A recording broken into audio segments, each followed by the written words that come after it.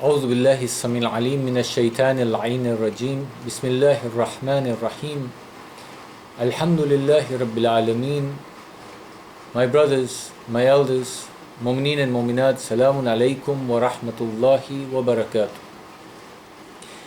We have started this series of short discourses on the short du'as that Aim alayhi salam have taught us, that perhaps in this holy month of Ramadan, as we are away from our centers, where especially in Mombasa, we used to have lively Zohrain sessions, perhaps we can use these short du'as to understand and reflect on them and make this Mahe Ramadan the best Mahe Ramadan for ourselves.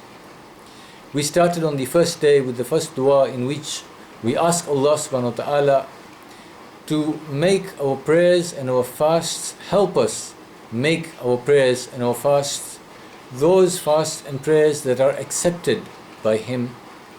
And at the same time, we ask Allah subhanahu wa ta'ala to take us away from heedlessness. Perhaps I was sleeping all my life. Now I'm asking Allah subhanahu wa ta'ala, wake me up from my heedless sleep, so that I can realize whether my actions are actually visualizing or turning into good for me, or have I turned into a ritualistic human being who is just doing the actions, but there is no reward or result. And in the same dua, the first dua, we also asked Allah subhanahu wa ta'ala that it is possible that my sins and my mistakes are holding me back. So we asked Him to forgive us these and to pull us away from the darkness of our mistakes and sins towards the purity of His light. Yesterday in the second dua, we again asked Allah subhanahu wa ta'ala that, oh Allah, now that you have removed the impurities from me on the first day, and you have given me an opportunity to better my ibadah, my worshipping of yourself, and to perfect the way I'm now communicating with yourself, give me your closeness. But your closeness that is acceptable to yourself, not one that is by force, rather a closeness where you are yearning to have me as your companion. And in the same dua, we asked Him to keep us away from those things that earn His displeasure. And in the end, we asked Him to give us, by His mercy, the chance to read the ayahs of His holy book, to contemplate on the ayahs that He has kept around us, and that this contemplation and recitation of the Holy Quran can only happen by His mercy. So we asked Him, we sought His help in understanding His holy book. Today we look at the third dua, which begins Bismillahir Rahmanir Rahim. We said the verse Bismillahir Rahmanir Rahim itself has a lot of secrets that one needs to understand, so that we can feel like, or we will be inclined towards using this verse before every action that we do. Indeed, there is a riwayah of the Aim alayhi salam that says that any action done without Bismillah will never be completed. To understand that, we need to understand the verse Bismillah. So this third dua begins with Bismillahir Rahmanir Rahim. Allahumma rzuqni fihi dhihna wa dhanbi. O Allah, now that you have given me perfection in my worshipping, now that you freed me from the chains and the shackles of my sins that were holding me back, now that you've liberated me and started taking me towards your qurb, your closeness and your proximity, Ya Allah, now I am asking you that you confer upon me, give me sound mentality and acumen. We need to understand that all of us have a working mind, but there is a difference between a sound mentality and a normal mind. Sound mentality means somebody whose brain is engaged before his or her actions. We have a riwayah from the Aim alayhi salam that to recognize or to discern the person before you, his wisdom or knowledge or his personality is hidden behind his tongue. You will find a person who will be sitting quiet for hours on end, and you will perceive as though this person has a lot of wisdom. But the minute he opens or she opens their mouth, and the words that they utter or the actions you might see them doing makes you realize that this person is not of sound mind.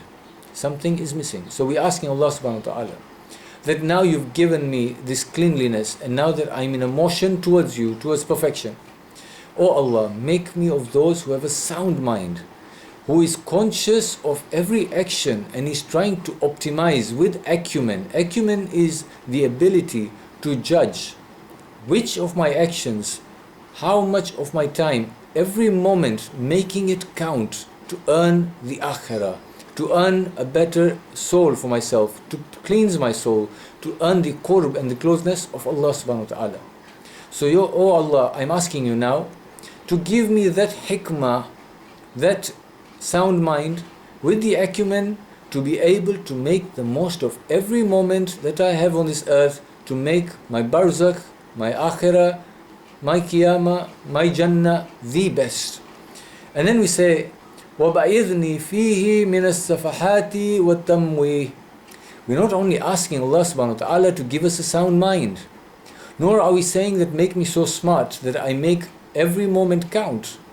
But oh Allah, at the same time I know that when you give something or you put something into a vessel, my soul being the vessel that you're going to put a smart mind or a sound mind and acumen into, something has to come out. Just like we cannot have two gods in one heart, Allah subhanahu wa ta'ala says that heart that is incumbent with the love of other than me does not have me. If I have the love of Allah subhanahu wa ta'ala, then there is no space for something else to find love in my heart. Similarly, if Allah subhanahu wa ta'ala is going to give me sound mind and acumen, something has to come out. So I'm saying, Ya Allah, take away foolishness and deception from me. What does this mean? In life, I can either achieve my goals by being honest and disciplined and hardworking, or I can achieve the same things or more at times through deception and foolishness. You will find there are those who can earn a lot of dunya, and sometimes we look upon them and think, I want that as well. But what stops us is the fact that we know that the way that they've acquired their dunya is through means that are full of deceit. We're telling Allah subhanahu wa ta'ala, my aim and my goal is much higher. Oh Allah, I want to achieve you. I want to achieve your qurbah. I want to achieve your pleasure. So Ya Allah, to achieve that, I cannot deceive you or fool you. To do that, I need a sound mind and the acumen to do all the right things at the right time. Especially, for example, in the environment we are in right now. A person can be deceiving and act very foolishly and not only harm himself or herself, but harm others around them. And there are those who will take this as an opportunity to serve others, to better the lives of others, to make it easy for them to go through the viral issues that we're facing, and thereafter lead a comfortable life now and after the epidemic is over.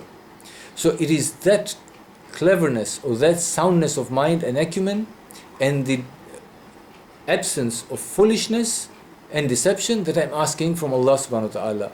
In the third verse, I'm telling Allah subhanahu wa ta'ala, وَجَعَلْنِي نَصِيبًا مِّن كُلِّ خَيْرٍ. Oh Allah, now that I know you have given me a sound mind, now that I know that I'm no longer foolish and deceptive, oh Allah, I know also that all good emanates from you, all khair comes from you. So, oh Allah, I'm asking you for a portion of all the good that you are sending down on the earth on this day. Meaning what?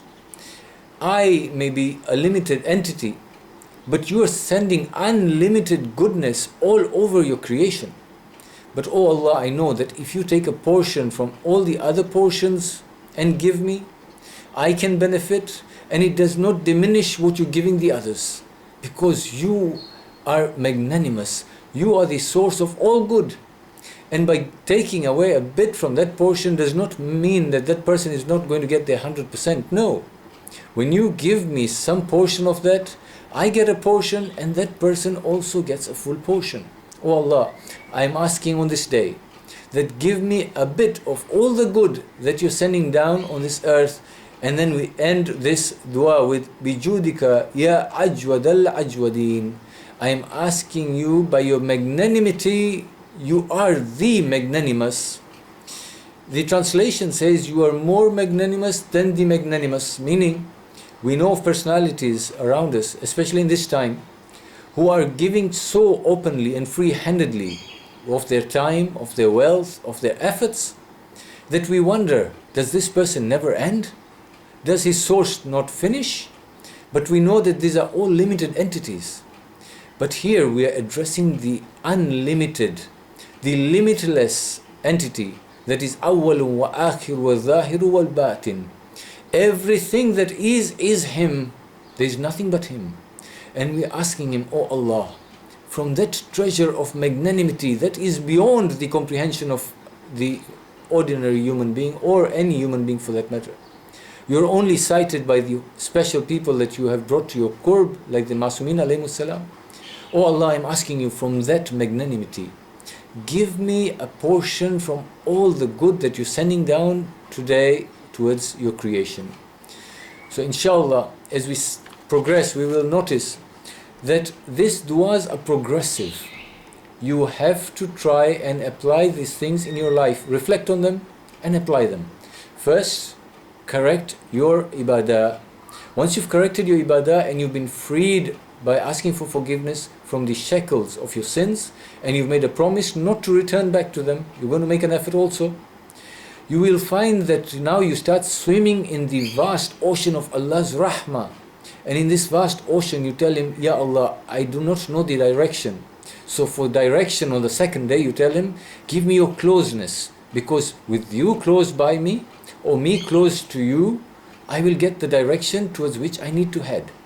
And when you give me that closeness which is full of your pleasure and not your displeasure, I ask from you the sweetness of reciting your ayahs so that I can get guidance towards the direction I need to take. And then we come to the third day, where we tell Allah subhanahu wa ta'ala, now that I've got some sense of direction, I've got your closeness, I'm free from the shackles, the ocean is before me, I need to make my hereafter as beautiful as possible. So for that, I need to have the acumen and soundness of mind to make the right decisions at the right time, to make the most of every moment that you have granted me in this month and the years to come. And for that, Allah subhanahu wa ta'ala, you need to take away from me foolishness and deception. This has to be the end. No more foolishness, no more deception. I'm going to be an upright person. And oh Allah, for that to succeed, I need from your bounties just a few portions, because my vessel is limited. But whatever you've ordained for your creation, please, oh Allah, give me some portions so that I can also make my life meaningful. وآخر دعوانا أن الحمد لله رب العالمين. سورة مباركة الفاتحة.